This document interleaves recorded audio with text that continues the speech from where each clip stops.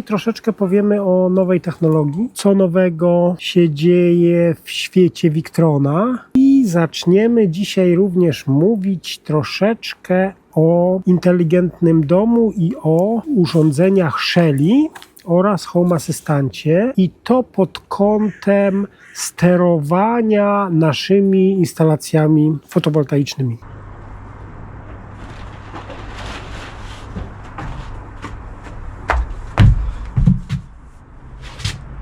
Chodźcie szybko, to coś Wam pokażę. No witam serdecznie, dzisiaj po raz kolejny. Dzisiaj znowu jesteśmy w plenerze, w Malinach. Tu, o proszę, ale o Malinach to taka jedna stand-uperka już mówiła kiedyś, dawno temu. Więc nie będziemy się Malinami zajmowali. Dzisiaj troszeczkę powiemy o nowej technologii. Dlaczego tak? No bo tak jak już mówiłem wielokrotnie i nie chciałbym się tutaj za często powtarzać, instalacja fotowoltaiczna, która jest zainstalowana i pozostawiona sama sobie, bez poprawnej konfiguracji, no nie ma sensu, no nie czarujmy się, nie ma sensu. Ale zanim zaczniemy o czymkolwiek mówić, ja bardzo bym chciał podziękować na samym początku dla tych osób, które postawiły mi kawkę. Pod ostatnim filmem dostałem aż 2 kawy, dzięki wielkie. Bardzo smaczne, dzisiaj piję kolę, bo temperatura 36 stopni. Jest nieprawdopodobnie gorąco. Kola z lodem zamiast kawy, bo bym się tutaj jeszcze bardziej gotował. Chciałem dzisiaj powiedzieć parę słów na temat zarządzania produkcją, zarządzania energią i zarządzania czasem, kiedy ta energia potencjalnie jest oddawana do sieci. Nie mogę powiedzieć sprzedawana, bo w polskich warunkach to nie jest tak, że wy ją sprzedajecie. Wy ją oddajecie do sieci i za to, że ją tam oddacie, dostajecie wirtualne pieniądze, które później możecie wykorzystać sobie zimą na przykład do zakupu prądu, żeby zrobić ten offset taki mały. Oczywiście opłat przesyłowych nie da się tymi pieniędzmi wirtualnymi zapłacić. No tutaj w Anglii jest troszeczkę inaczej, bo tutaj możemy robić coś takiego, że my możemy kupować energię po taniości. Tak? Możemy kupować energię wtedy, kiedy jest ona tania, czyli w moim przypadku jest to od wpół do 1 w nocy do 5:30 rano. Mnie ta energia w tej chwili, w tym przedziale czasowym kosztuje 4,9 pensa. 4,9 pensa. Natomiast poza tym okresem, poza tym slotem czasowym energia mnie kosztuje 35 pensów. Dlatego u mnie jest bardzo istotne to, żebym ja miał na tyle duży system, na tyle system rozwinięty i na tyle duży magazyn energii, żebym nie musiał w ciągu dnia kupować nic z sieci. I tak jak teraz jest, no pogoda jest wyśmienita, panele robią to, co mają robić, no to ja nie dokupuję tej energii wieczorami. Natomiast jeżeli moje magazyny rozładują się do powiedzmy 40%, bo tak mam ustawione, jeżeli poziom naładowania magazynu spadnie do 40%, wtedy automatycznie w nocy te magazyny doładują się do 70% i później się wyłączą. Nie będą więcej się ładowały. Kruk próbuje z nami porozmawiać, przyleciał. W momencie, kiedy poziom... No wiem, tu jestem, rozmawiam już tutaj, proszę nie krzyczeć. Wtedy, jeżeli te magazyny osiągną te 70% stopnia naładowania, automatycznie ładowanie się wyłącza i czeka sobie grzecznie taki magazyn na dzień i na słońce, żeby dostać trochę energii ze słońca. No bo nie ma sensu kupować tej energii, jeżeli możemy sobie sami ją wyprodukować. Tak jak mówię, no, gdybym ja miał możliwość postawienia, nie wiem, 20 kWp paneli, to ja bym postawił te 20 kWp paneli. I to nie po to, żeby mieć nadwyżkę latem, tylko po to, żeby zimą mieć trochę więcej tej energii i trochę mniej jej kupować. Ale musimy zdać sobie sprawę z tego, że to nie zawsze się opłaca, że instalacja nie może być za bardzo przewymiarowana. Instalacja musi być wyliczona do naszych potrzeb, chyba że z założenia robimy inwestycję, która ma przynosić nam zyski przy sprzedaży energii. Czyli Mamy produkować tyle, żeby wystarczyło dla nas, żebyśmy nasze potrzeby pokryli w 100%, a nadwyżkę sprzedali czy oddali do sieci, ale nie oddali do sieci wtedy, kiedy wszyscy oddają, tylko oddali do sieci z głową wtedy, kiedy energia elektryczna jest najdroższa. Czyli powiedzmy tam od 17 do 20, 21 godziny. Bo nie sztuka jest wyprodukować i oddać za darmo tą energię. Sztuka jest zarządzać tą sprzedażą czy tym oddawaniem i naszymi odbiorami w taki sposób, żeby to miało ręce i nogi. I z tego też względu tutaj ja mam taki bałagan w tej chwili na stole i za chwilę sobie o tym bałaganie sobie za chwilę powiemy. Ja powiem, wytłumaczę Wam, co to tutaj wszystko jest. Ja sobie tutaj zrobiłem parę notatek, bo nie chciałbym zapomnieć o kilku rzeczach, dlatego mam w notesiku zapisane parę takich punktów, o których za chwileczkę Wam powiem. Tak jak pewnie już wiecie, ci co oglądają to wiedzą, ci co nie oglądają to właśnie się dowiedzą w tej chwili. Ja mieszkam tutaj na terenie Zjednoczonego Królestwa. Jestem, że tak powiem, na terenie Wielkiej Brytanii. Powinna się nazywać Mała Brytania bardziej niż Wielka Brytania, bo to, co oni tutaj ostatnio wyrabiają, to jest prawie tak samo jak w Ameryce. Nie, żebym tutaj w politykę próbował wchodzić, bo zostałbym tutaj zaraz odstrzelony przez własną żonę. Dlatego o polityce nie. To nie ten kanał. My tutaj mówimy o technologii, mówimy o panelach słonecznych i inwerterach. Teraz jest tak. W moim przypadku moja ta instalacja jest rozbudowana, rozbuchana, że tak powiem, jest duża. Jest duża do tego stopnia, że ja nie muszę się zastanawiać, czy ja mogę włączyć pralkę i zmywarkę, czy tylko samą pralkę, ponieważ moje falowniki są w stanie dostarczyć więcej prądu, więcej energii, niż ja jestem w stanie zużyć. Czy wykorzystać, nie zużyć, może wykorzystać w tym samym czasie. Bo nawet jeżeli włączę sobie podgrzewanie wody użytkowej, to jest grzałka 3 kW. Jeżeli zacznę ładować samochód, to jest następne 3,5 kW, to jest już 6,5 kW. Jeżeli włączę sobie pralkę i zmywarkę, no to tam pralka i zmywarka, ona w pikach będzie brała tam, nie wiem, 1,5-2 kW, no to mamy 10 kW. Jeżeli coś tam jeszcze, no chyba, że jeszcze jest jakieś duże gotowanie czy coś takiego, no to być może, że dobiję do tego pułapu tych 14 kW poboru chwilowego, bo na tyle mam falowników. Mam 3 falowniki po 5 kVA, ale na takie normalne używanie spokojnie mi to wystarczy. A jeszcze mam sytuację tego typu, że w związku z tym, że używam tego bałaganu, który pokazywałem Wam tutaj na stole, u mnie nigdy nie dojdzie do takiej sytuacji, że ja będę musiał pożyczyć energię z sieci w ciągu dnia.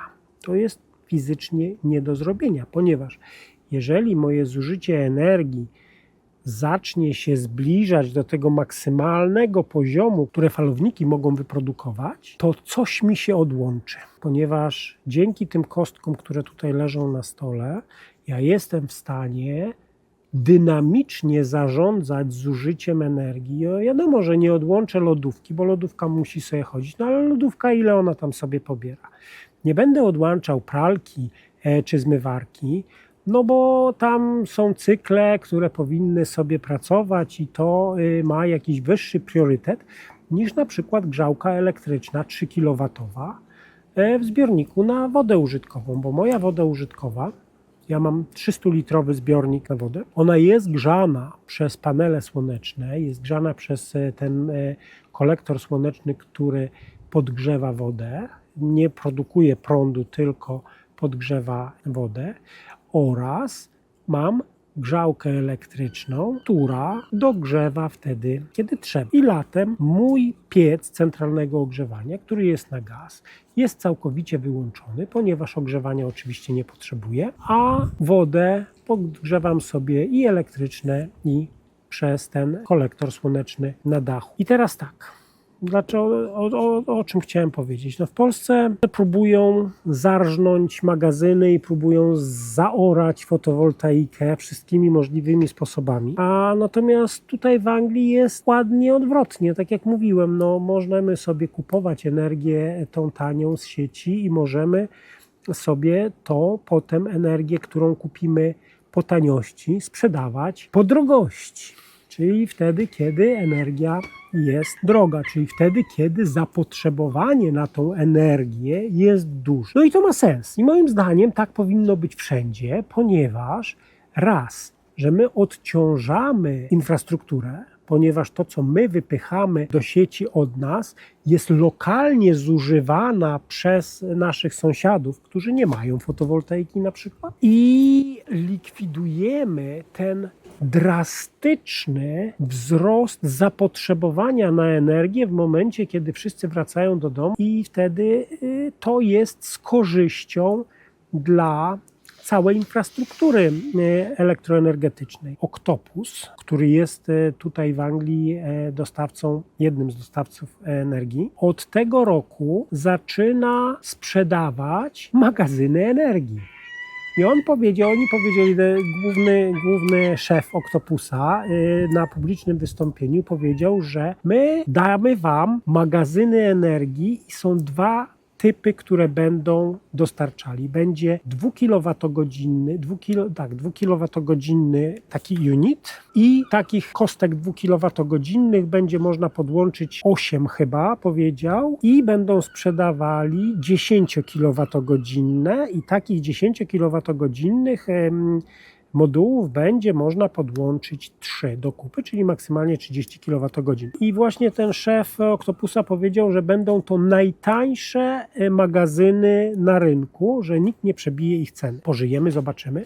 Ale on oficjalnie powiedział, przedstawiciel dostawcy energii elektrycznej, on powiedział, kupujcie te magazyny, kupujcie od nas energię tą tanią, i sprzedawajcie nam, oddawajcie nam tą energię wtedy, kiedy cena jest droga. Da się?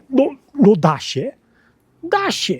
Tylko trzeba chcieć. Dla nich to się opłaca. Dla wszystkich powinno się opłacać. Następną rzeczą, którą zapowiedział, że będzie wprowadzana na rynek od przyszłego roku, to jest bardzo ciekawa sprawa. To jest to, o czym ja mówiłem już od ponad 8 lat. Miałem taki pomysł, taką myśl. Słuchajcie, dawno temu, jak ludzie powozami jeździli sobie z jednego miejsca na świecie do drugiego miejsca na świecie, to zajeżdżali do karczmy i w tej karczmie z tego powozu wysiadali ludzie, jedli, pili, hulali, a woźnica wymieniał konie. Zostawiał te zmęczone konie w tej karczmie. Brał nowe konie. Jak ci się tam najedli i napili, wsiadali i jechali dalej. I o czym ja mówię? Mówię o podmianie pakietów bateryjnych w pojazdach. I w Chinach w tej chwili te wszystkie motory i te mniejsze pojazdy elektryczne, one mają takie zunifikowane pakiety bateryjne. Się wyciąga, klika się na ścianie, czy przejeżdża się kartą kredytową, wkłada się swój pakiet, wyciąga się inny pakiet, wkłada się do swojego pojazdu i jedzie się dalej. To były motory i mniejsze pojazdy, takie trójkołowe. Natomiast firma CATL zrobiła coś takiego dla ciężarówek, słuchajcie, dla ciężarówek. W tym roku 37% elektrycznych ciężarówek w Chinach jest wyposażona w moduły bateryjne, które na stacjach podmiany, na tych stacjach takich podmiany są wymieniane w 10 minut. Ciężarówka podjeżdża na specjalne stanowisko, od spodu podjeżdża łapa, kręca śruby, zabiera pakiet, zabiera go do ładowania, wjeżdża nowy pakiet, 10 minut, ciężarówka jedzie dalej. No i to jest przyszłość, ponieważ my tutaj mówimy o szybkich ładowarkach do samochodów, o czymś takim, że w tej chwili tutaj w Anglii zaczynają montować w niektórych miejscach ładowarki powyżej megawata, o mocy powyżej megawata, gdzie ładowanie baterii od 0 do 80% jest mniej niż 5 minut. Jest tylko jeden rodzaj samochodu tutaj w Anglii, który jest w stanie przyjąć taką energię, ale w tym momencie, jeżeli zaczniemy wymieniać te pakiety bateryjne, te akumulatory w ciężarówkach, wiadomo, że ciężarówki zazwyczaj mają utarte szlaki i one wiedzą, gdzie one jadą, gdzie się ładują, gdzie się rozładowują. Więc jeżeli na tej drodze w pewnym momencie powstanie taka stacja podmiany pakietów, no to ta ciężarówka 10 minut, słuchajcie, to jest mniej niż załadowanie, nalanie paliwa do zbiornika takiej dużej ciężarówki. Da się, tylko trzeba chcieć. No i trzeba mieć troszeczkę, że tak powiem, pomocy ze strony państwa. Takiej pomocy, jak na przykład jest w Polsce.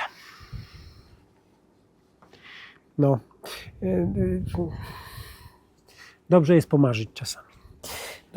Słuchajcie, bardzo ciekawa sprawa. 3 dni temu Victron ogłosił, że wprowadza na rynek falownik trójfazowy.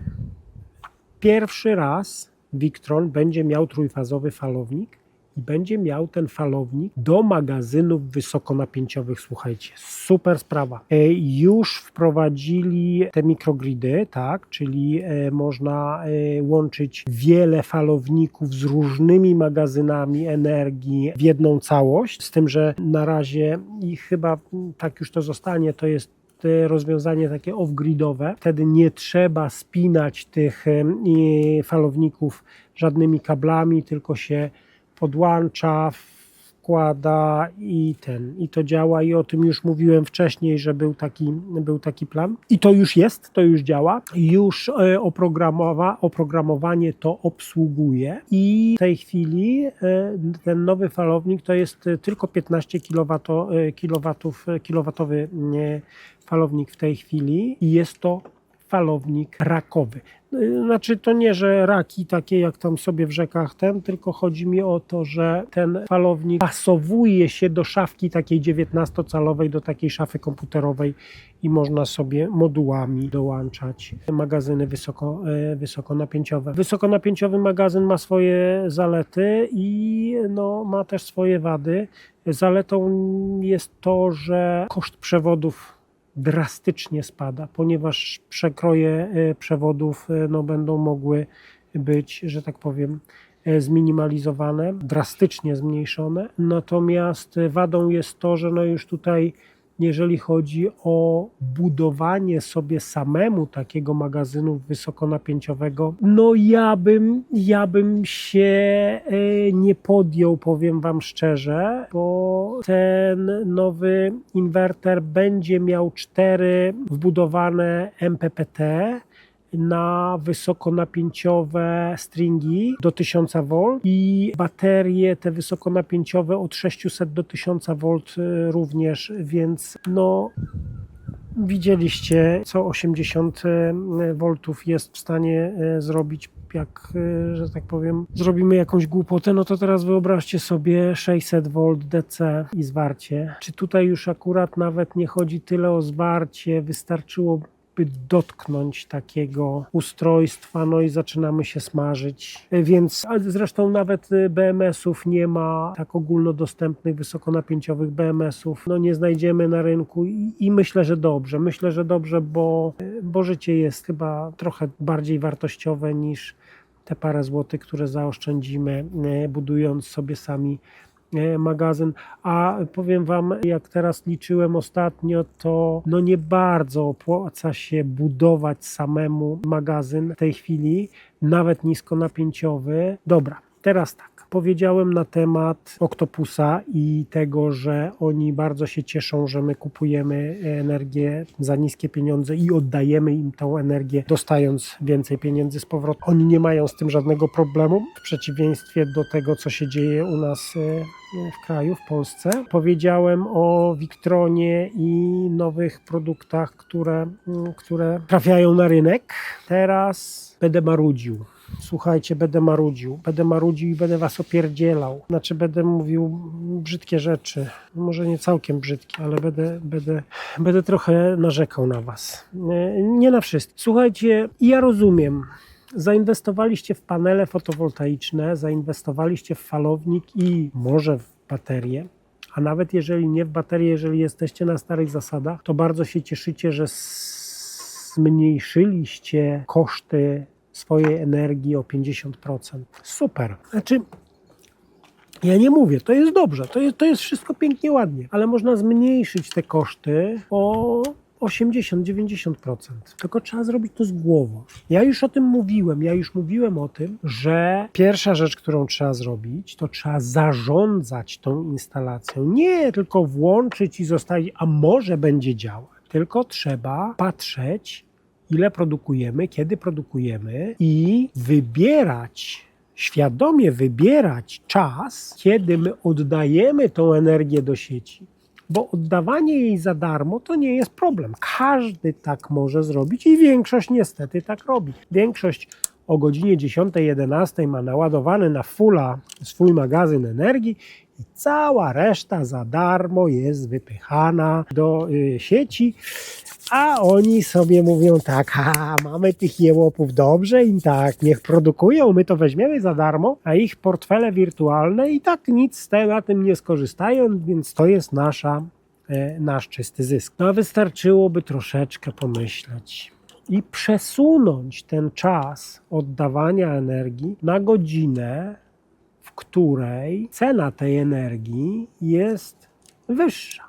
Ja już mówiłem, ja poświęciłem cały odcinek na ten temat, jak to zrobić i jak to powinno wyglądać, więc nie będę się tutaj powtarzał. Kolejną rzeczą jest coś takiego, że możemy zwiększyć samokonsumpcję, tak? Czyli to zużycie własne energii, ale do tego celu potrzebujemy możliwość sterowania naszymi odbiornikami. No i takim najlepszym odbiornikiem, czy takim odbiornikiem, który prawie każdy jest w stanie mieć, mówię prawie każdy, no bo trzeba mieć ten zbiornik na ciepłą wodę użytkową i tą grzałkę elektryczną, która będzie nam tą wodę podgrzewała. Wtedy jeszcze musimy mieć możliwość sprawdzania cen energii, jaka jest w danej chwili. Tutaj w Anglii to jest prosta sprawa, jeżeli chodzi o Octopusa.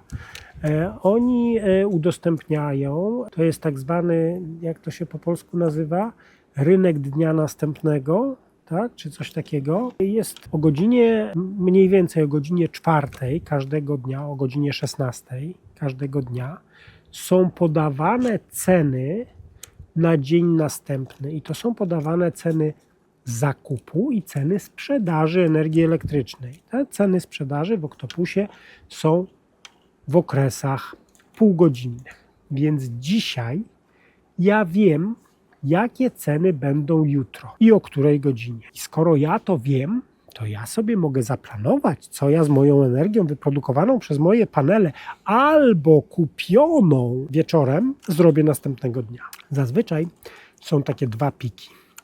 Jest pik poranny, taki szczyt poranny i szczyt popołudniowy.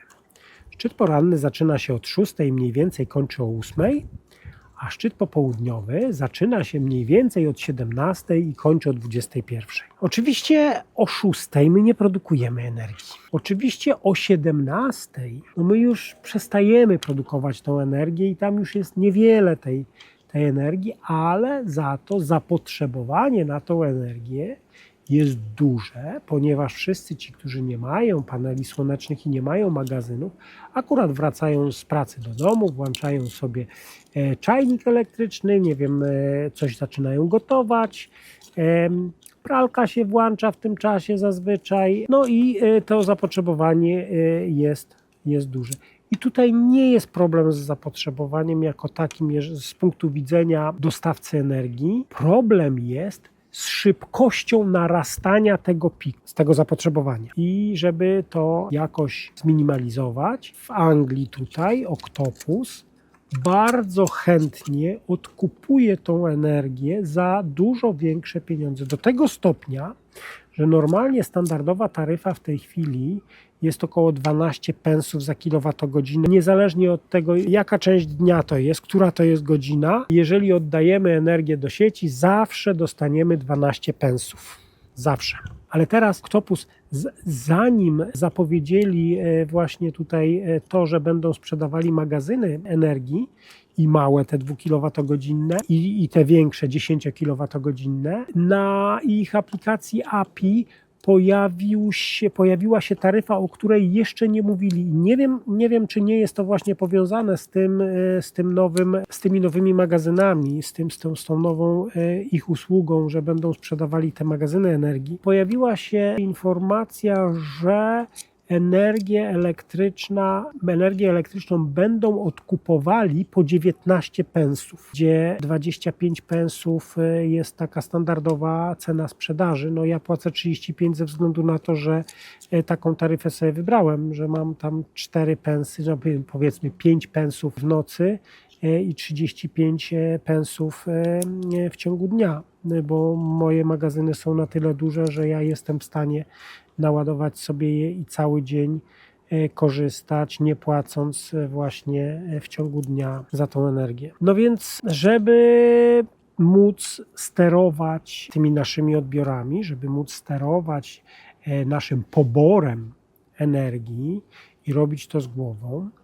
możemy do tego celu wykorzystać urządzenia Shelly. Ja Wam teraz tutaj parę z nich pokażę. To jest część, którą jeszcze nie zainstalowałem, bo bardzo dużo z nich mam już poinstalowanych. Ja tutaj mam tylko kilka, pokażę Wam kilka. W tej chwili u mnie w domu jest około 20 takich kostek zainstalowanych, które już pracują. Problemem z Shelly jest to, że oni nie dają do tego obudów. Mówię, że nie dają do tego obudów, no ja sobie tutaj, widzicie, drukuję różne takie dziwne rzeczy. To są właśnie wydrukowane przeze mnie obudowy najróżniejszego typu. O, tutaj jest na przykład taka, gdzie sobie można włożyć urządzenie. No nie będę teraz wkładał, bo pokażę Wam później za chwilę. Najpierw tutaj pokażę Wam parę przykładów takich urządzeń, bo to nie są tylko te inteligentne styczniki, ale tutaj jest na przykład taka kostka do rozszerzeń, zaraz też o niej opowiem. I są różnej wielkości te kostki z różną obciążalnością prądową. I tutaj jest na przykład takie już w tym przeze mnie wydrukowanej obudowie. Tutaj jest, kojarzycie Alexę? No to jest taka z Home Assistanta, to nie jest Shelly, to jest inna bajka, ale o tym też za chwilę powiem.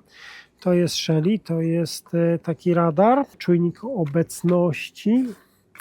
I może zaczniemy od tego ustrojstwa tutaj. To jest 4-kanałowy przekaźnik inteligentny, który jest montowany na szynę DIN z wyświetlaczem. Tutaj można sterować nim albo ręcznie na urządzeniu, albo poprzez internet, przez aplikację Shelly. Taka kostka u mnie tutaj jest na ogrodzie zamontowana i steruje pompą dla karpi i fontanną i oświetleniem zewnętrznym. Tutaj mam jeszcze, a pokażę Wam, nie powinienem Wam pokazywać takich rzeczy brzydkich, bo to jest taka prowizorka, która jest już u mnie przez pół roku prawie. Zobaczcie. No sorry, no tak to wygląda. O, widzicie? Ponieważ ta kostka Shelly tutaj, ona jest na 12V. Dlatego jest tutaj akumulator 12V. A dlaczego na 12V? Ponieważ ta kostka akurat zasila mi pastuch elektryczny. Po co mi pastuch elektryczny? Bo mam przyjaciół. Jak przyjdzie mi tutaj na ogródek, no to mi taki Armagedon zrobi, że ja nie robię im krzywdy, one po prostu nie przychodzą w momencie, kiedy ten pastuch elektryczny sobie działa. Dobra, i teraz wracajmy do tych Shelly. Słuchajcie, to urządzenie to jest tak naprawdę czujnik, co jest włączony. To są 4 kanały Słuchajcie, rozgadałem się.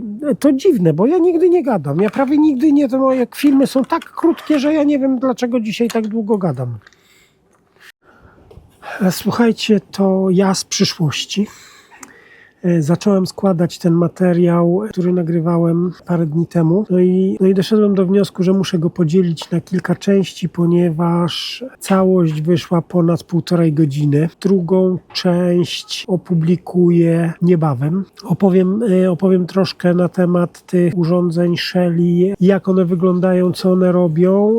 Powiemy też trochę o Home Asystancie. No dzisiaj nie starczyło czasu niestety, więc nie jestem w stanie tego wszystkiego tak bardzo pociąć, żeby to się zmieściło w jakimś rozsądnym czasie. Jeżeli mielibyście jakieś pytania albo chcielibyście coś dokładnie zobaczyć, to dajcie mi znać i ja postaram się nakręcić taki film, który o tym mówię. Także następny odcinek będzie trochę głębiej na temat urządzeń Shelly i w kolejnych odcinkach będziemy mówili na temat Home Assistanta i w jaki sposób możemy sterować i kontrolować zużycie naszej energii i sterować po prostu naszymi falownikami. No u mnie będzie to oczywiście falownik Victrona, bo takie falowniki mam, ale jestem przekonany, że te popularne w Polsce tanie falowniki też można do tego Home Assistanta podłączyć i rozmawiać z nimi i kontrolować to, co one robią. Na dzisiaj, tak jak mówię, to już tyle. Bardzo dziękuję za to, że poświęciliście swój cenny czas i zostaliście ze mną tak długo. Bardzo dziękuję jeszcze raz za wszystkie subskrypcje, komentarze. Bardzo dziękuję jeszcze raz za te kawki, które ostatnio dostałem. Jakby ktoś miał ochotę na postawienie mi takiej wirtualnej kawki, no to tam w opisie jest link, można skorzystać. Ja chciałem jeszcze tylko zaznaczyć, że wszystkie te urządzenia, które Wam tutaj pokazuję, to są urządzenia, które ja zakupiłem za swoje pieniądze. To nie jest tak, że ktoś mi za to płaci. To nie jest w żadnym wypadku reklama tych urządzeń, tylko to jest to, co ja używam i pokazuję i dzielę się z Wami tą wiedzą i tymi informacjami, które na ten temat posiadam. Także tak jak już wielokrotnie mówiłem na tym kanale, ja nie sprzedaję niczego i nie próbuję Wam wcisnąć głupot. Nie próbuję Wam sprzedać czegoś i nie mam z tego żadnych materialnych korzyści. W związku z tym możecie być pewni, że to, co tutaj mówię, to nie jest bełkot marketingowy, tylko to jest to, co ja używam i z czego jestem zadowolony albo nie jestem zadowolony. Jeżeli nie jestem zadowolony, to o tym mówię. Także jeszcze raz wielkie dzięki za oglądanie i do zobaczenia następnym razem.